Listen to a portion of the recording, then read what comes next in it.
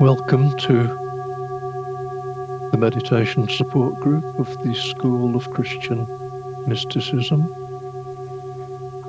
on the 11th of March.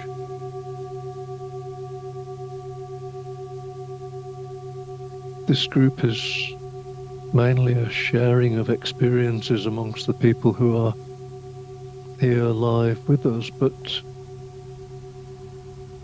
there is a short introduction first, which is available on YouTube for those who may want to watch it. And today I'm going to offer a quotation from a great Flemish mystic called Jan van Ruusbroek, and I'll share that on the screen with you.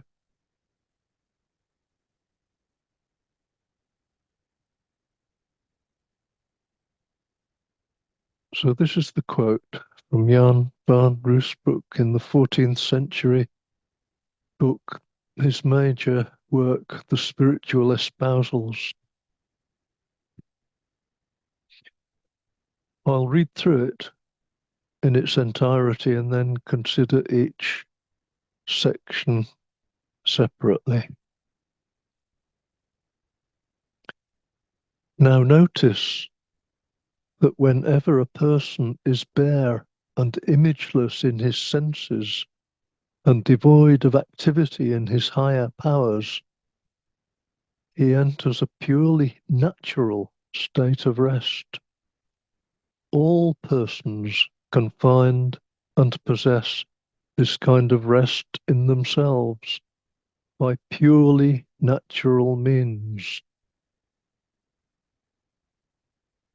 Such rest is nothing other than a state of empty idleness into which a person falls, and in which he becomes forgetful of himself, of God, and of all things as regards any activity.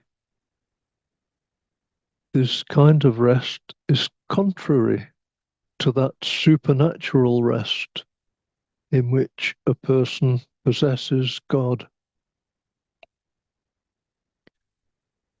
This rest, this supernatural rest in God, which is always sought actively with fervent desire, this rest is raised as high above merely natural rest as God is raised above all creatures.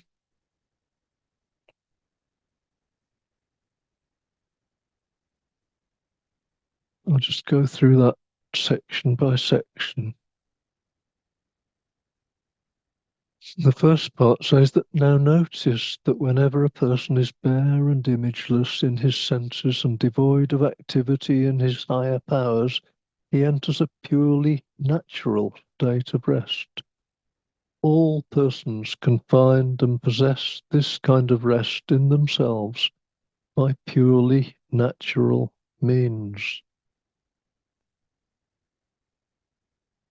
So all the techniques and processes that are available to free ourselves from thoughts and images and reach a state of inner peace. He's saying that's a purely natural process. And indeed, similar techniques and processes are used in the secular world for people who suffer from anxious thoughts. It's an effective, you might say, treatment for anxiety. And that's been shown repeatedly. Indeed, if you look on the website for transcendental meditation, they say that it's a purely natural process which reduces anxiety, reduces blood pressure, reduces stress. And all of those things are absolutely true. So why then is it called transcendental meditation if it's a natural process which can be used in the secular world with no thought of God?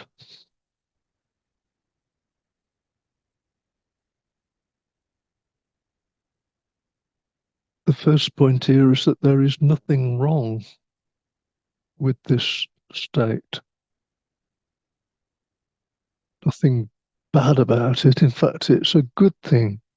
And elsewhere in Rusbrook's works, he says that it's necessary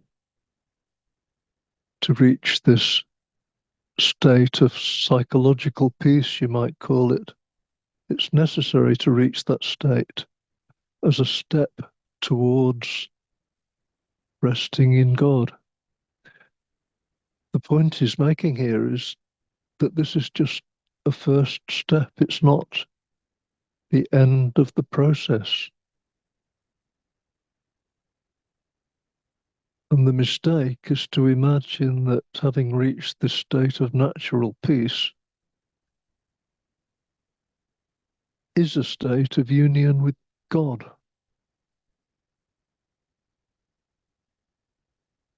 When in fact, it's a state of union with oneself.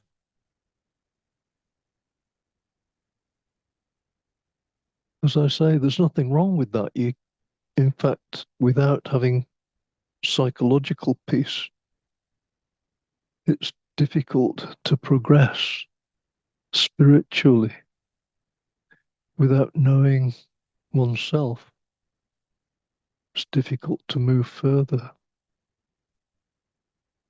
And in the second part of this quote, Rusbrook says that this kind of rest, this psychological natural rest, is nothing other than a state of empty idleness into which a person falls and in which he becomes forgetful of himself, of God, and of all things as regards any activity.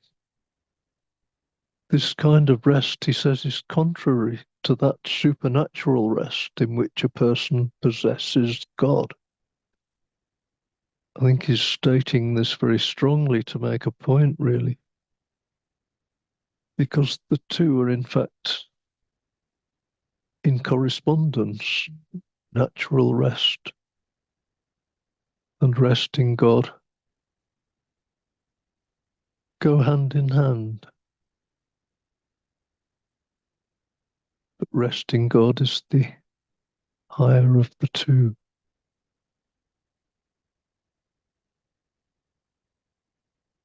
We might argue that those two kinds of rest are not necessarily contrary, as he says here. He's perhaps making a point. They are complementary.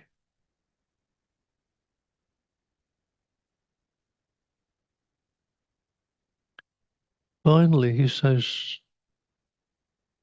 this rest in God, which is always sought actively with fervent desire, this rest is raised as high above merely natural rest as God is raised above all creatures.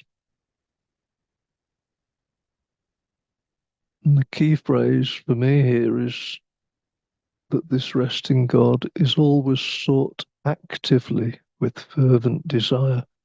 The desire is not to calm the ego from anxiety. The desire is not to have psychological and physical benefits from it. The desire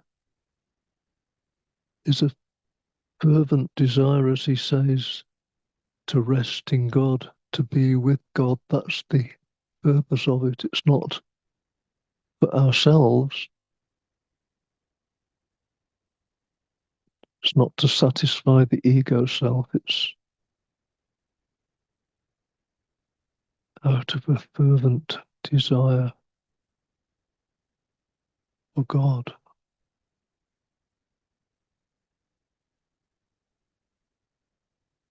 This rest in God is the peace that passes all understanding. It's not the same as the peace, the psychological peace that we can understand. That is not the peace that passes all understanding. And yet the two are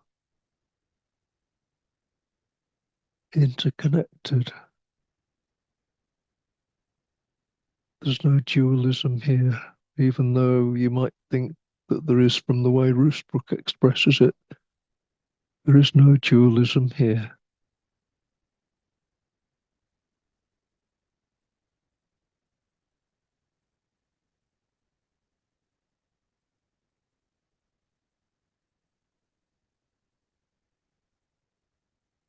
This is our topic for reflection and discussion today. Thank you.